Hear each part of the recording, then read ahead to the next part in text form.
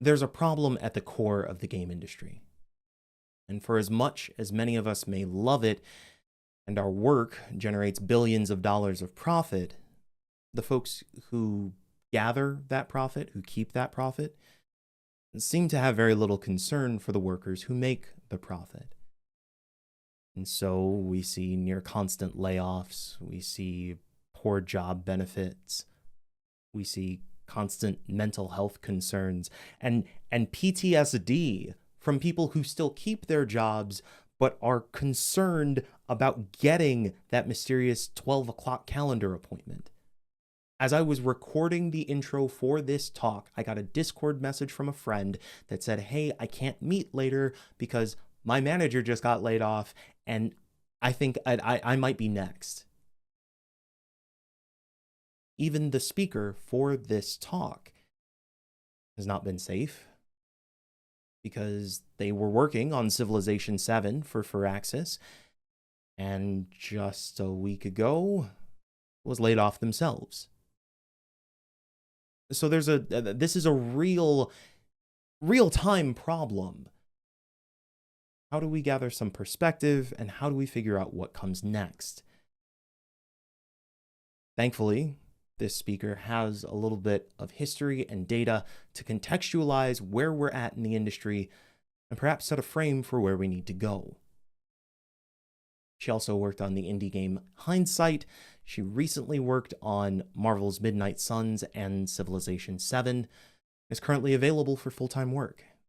Please welcome to the stage, Emma Kidwell. Hi, everyone. Welcome to the Game Developers of Color Expo. Please ignore the fact that I did not spell it or write it correctly at all in my slides. My name is Emma Kidwell, and I'm here to talk to you today about when the pipeline no longer exists. And before we actually get into talking about what the pipeline is, I want to give a caveat, and please have a caveat counter in the chat because I didn't realize how much I said it. But I do want to give a disclaimer that the pipeline is an observation that I've made through my own personal experiences. The pipeline does not account for certain variables. And what I mean by that are things like skill. Skill's not quite the right word. Things like being in the right place at the right time, things like luck, things like people in positions of power or senior status taking a chance on you. So those are all variables that I don't discuss. Those are variables that helped me in the pipeline. But the whole point of this today is just to explain what the pipeline was and that it is possible to foster emerging skilled developers without it. That is my goal here today. And what a great segue into who are you? Great question. Thank you for asking.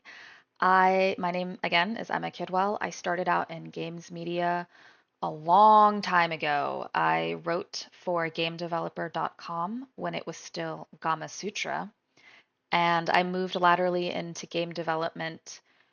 I did a lot of indie work and contracted and freelanced before I worked at Hangar 13 on a canceled project. I currently work at Firaxis. I worked on Civilization 7 and Marvel's Midnight Suns DLC, Deadpool and Storm. I also wrote the indie game Hindsight with Team Hindsight, and I hosted the Independent Games Festival at GDC this past year. And today I'm going to hopefully master the art of transitions by going straight into what the pipeline was. Let's jump into it. What is the pipeline? The pipeline is a term that I coined and refers to a phenomenon where writers who got their start in games media, so those are your big publications, think of your IGN, Kotaku, Game Informer, GameDeveloper.com, any outlet where a writer could publish their work, um, person of the pipeline. They made a lateral move into game narrative through their experiences and skills as a critic, a journalist, guides, writer. Uh, they already have this, they're coming into and making this lateral move with intimate knowledge of the industry. So they've already got a baseline sense of understanding of how the games industry works and how it operates. Great. So when we're thinking of a timeline for the pipeline and when the pipeline saw the most success, I will reference the state of the industry from when I started or started to recognize the game industry as being a viable career path from about 2012 to post pandemic, so maybe around 2023-ish. Uh, During this period of time, several former games media writers successfully entered the developer side of the industry, myself included. So, what should early stage developers be doing to break into the industry now that the pipeline is no longer an option? I'm hoping to give you some advice on that. But we need to understand why the pipeline worked. So, why did the pipeline work? We have the rise, and a big part of that is having lateral skill sets. So, games media writers, from your cultural critics to your reviewers, again, your guide writers, all know how to do one thing incredibly well, and that is to write clearly and concisely for a wide audience. Not only that, they know how to edit, pitch story ideas, work collaboratively with a team, give and take feedback. And, are we starting to see a theme here? There's a lot of very similar experiences that move laterally. There's an important caveat that I wanted to point out is that knowing how to write is just as important as being able to write well. And those are different and those are learned skills, but that's a big plus games media folks had when making the career shift. We also have access to industry events and professionals. So, again, folks coming from the games media side had access to your industry events like your PAX East and West and your GDCs and a lot of other smaller scale industry events. Means that you're making connections. And connections are not always going to be an in. That's a big misconception, is that you're forming long lasting relationships just with the goal of, wow, this person is really great. I just want to get to know them better. I really admire their work. So it's important, again, to note there that uh, just because the relationships were there, it did not equate to getting hired when making that lateral move. But having the intimate knowledge of knowing how trade shows work, knowing how developers feel and think about it. You're having that dialogue, you're having that relationship. So, access is also a huge plus when moving over. And important caveat again, you must know how to write creatively and you will learn. So, that's a big thing when making the jump from games media to games narrative. Is some folks might think, well, games media is reporting or long form pieces. How is that going to translate into writing creatively? That's the thing. We learn. A lot of it is learning on the job, and it is possible. And the last thing to touch on here are the different socioeconomic climate. Um, 2025 hits different, and not in a good way. uh, the pipeline worked in a different political and economic landscape. Things were not as dire as they were 10 years ago as they are now. The competition was still there. It just wasn't as cutthroat as it feels today. Rejection still happened, trust me. It just didn't happen quite to the extent that it's happening now, or at least it feels like it isn't. So when did the pipeline stop, or when did it become less accessible? Well, we can see I put the pandemic. To be very TLDR, we have CEOs and shareholders of publicly traded companies seeing the pandemic as an opportunity to capitalize on people being forced indoors. So you have a new market of people to sell video games to. And this led to a mass hiring of game developers, startup studios, and there was a mass hiring to make up for the demand, I guess, of people being stuck indoors. With the caveat again there being that within the 4 year span of time between 2021 and now, a lot of these studios either don't exist anymore, uh, didn't put out a game because, again, games are getting way more expensive to make nowadays and they are taking a lot longer to make. So then you have studios that go these 4 years without a lot of progress being made publicly, at least. And then the layoffs start to begin. And it seems like they never end. So that is a big portion of when the pipeline kind of started to stutter, at least from my observation. Because again, the pipeline is a phenomenon that I'm trying to conceptualize as a big barrier of entry now for folks. And I'll elaborate that on that in the next slide. Adjacent roles. So what do I mean by that? So with the pandemic in mind, games media writers started to move laterally into adjacent roles within game development. So instead of maybe games narrative, a lot of us started going into marketing or for games. So games marketing, games PR, stuff that is still writing. A lot of it can be creative writing, but it's more on the corporate and brand facing side. Again, this is just an observation that I've made and not backed through like hard data, but the roles are still there, but not in a narrative capacity, if that makes sense.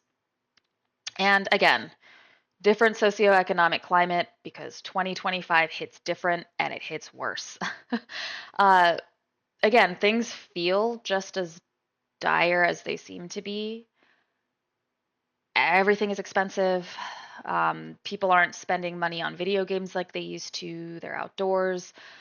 Video games might be more expensive to produce because of the current administration. There's things to consider, like studios might not want to hire folks from abroad. Studios might be worried about how tariffs will affect production on hardware or discs, or there's just a bunch of unknowns that make it less likely for shareholders or CEOs to want to take risks because the return on investment for video games turns out when they take a lot longer to make and are more expensive to produce, when the ROI isn't as quick as some people may have hoped, things just don't feel good. And that brings me to the state of the industry in 2025. So, what is happening right now that makes the pipeline pretty much inaccessible? Well, we talk about layoffs, and I'm going to jump ahead to a slide with data collected by Raj Patel. And by the time I took this screenshot in July, it is no longer accurate because the layoffs just keep happening. But the important thing to note here, I've circled it in red, is that is the normal. 2021 is the normal amount of layoffs that should be happening in the games industry under normal circumstances. 2022, 23, 24, we see things, layoffs, because this is not normal, is what I'm trying to say. 2021 is our normal. That is what we are trying to get back to as an industry. I just want to hammer this down and say that it is not your fault that the industry is eating people alive right now. Um, it lines up. The important thing with 2021 is that this is when the pipeline still worked, but was starting to ramp down, and you see that in 2022. What else is going on with the industry? It's our friend generative AI. Generative AI, AI in general, is being used to replace laid off developers with a noticeable trend hitting your marketing, your PR, and your graphic designers. It's not a great thing, but I encourage folks to push back on job listings or recruiters who may be trying to normalize Gen AI in the games industry. I encourage you to push back on that because that's not the type of AI we should be utilizing in the games industry. But that is the current climate of the industry right now. Doesn't mean that it's normal or should be. And then we have my favorite thing, and the reason why I became a game developer is the stock market. Um, like I mentioned before, the return on interest on games takes a long time, and the shareholders realized, wait a minute, where's my money? And they go knocking on CEOs' doors and ask, like, hey, what happened to that one game I invested in or that one studio that we started? And we're starting to see investors or institutions, financial institutions that would give studios money.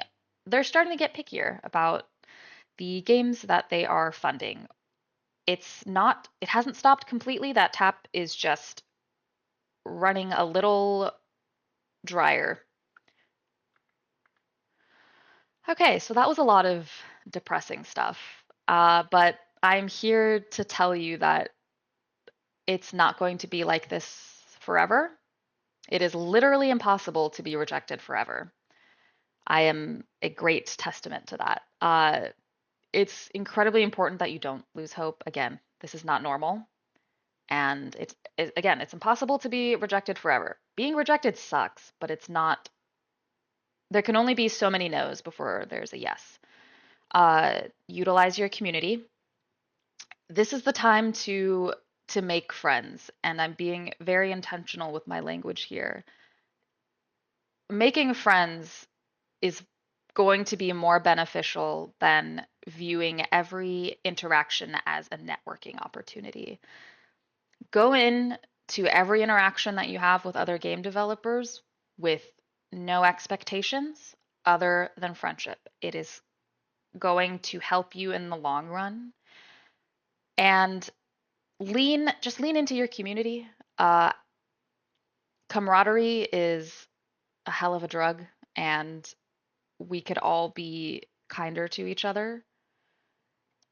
And just continue to make stuff, but polish the good. I'm not saying that you need to share everything that you make, but if you're proud of something that you've made, share your work with your peers. Upload it to itch.io, upload it to um, local festivals or international festivals. Reach out to indie publications. There are still independently owned, what's the word I'm looking for? Worker owned websites where journalists are still doing really good work on reporting on the industry and highlighting indie devs. Reach out. send them a pitch deck once you've got something polished to share. Just don't stop making things and sharing it. That is the biggest piece of advice I can give, is because when the world is on fire, it's hard to make stuff, but we have to, and we're going to keep doing it. So why not join a game jam? If you go to itch.io, there are always game jams happening. I encourage you to make a team or join one. It's really great to have something to hold you accountable when you make things. And a game jam is also a great way to start rapidly prototyping on things and concepts you might be interested in. So there could be a mechanic maybe from a game jam that is inspiring and you want to take that and polish it. Maybe a story idea that worked really well and you want to expand upon it. And that leads me to point two, which is polishing your prototype. If you liked the game born from the jam, polish it and turn it into a portfolio piece. It's incredibly important, and I'm speaking to my game writers here, to have something playable to show folks that you can understand scope and you can see things through to the end. And then rinse and repeat. I think this goes for all disciplines. If you're a writer, a level designer, a producer, you're in QA, just keep making things, keep seeking out opportunities to learn because you're never too skilled to keep learning. I find that it's been incredibly helpful to either brush up on engines or write spec scripts for games so you have, portfolio ready pieces. That's really the biggest piece of advice I can give, is having a body of work that you can show someone and prove that, you know, the pipeline may no longer exist, but we're finding ways around it. And that is my talk about the pipeline. And I thank you so much for taking the time to listen to me ramble about it. I have a lot more to say about what the pipeline is, and I really can't encourage juniors or folks trying to get in their foot in the door to keep making things. There are also incredible resources online. There, I will paste them in the chat and keep this dialogue going. But if you'd like to keep up with me, I'm emmkid on Blue Sky and Itch, and I would love to keep this conversation going. And I'll see you all later. And thank you again. Thank you so much for that talk, Emma.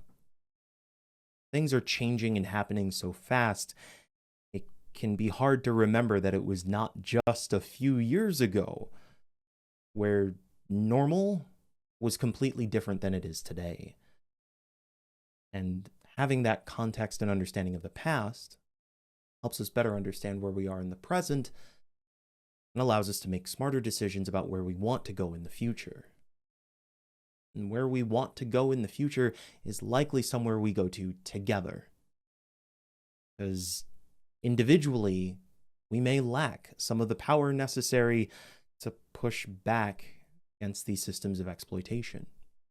But when we come together, when we find our collective strength, when we, say, unionize, these are the opportunities that we have to push back against these larger power structures.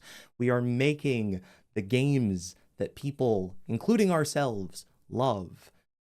Without us, the games don't exist, though they certainly wish and are trying to make that happen. So let's not let them. Let's gather together. Find local organizations. Join a union like CWA if you want to learn more about them. We have a talk from them coming up soon. But in the meantime, again, Emma, thank you for this perspective and experience. If you'd like to learn more about Emma, or if you'd like to hire her for some full-time work, you can find her on social media at emmkid, E-M-M-K-I-D. You can also find some of her independent projects on itch.io under the same handle.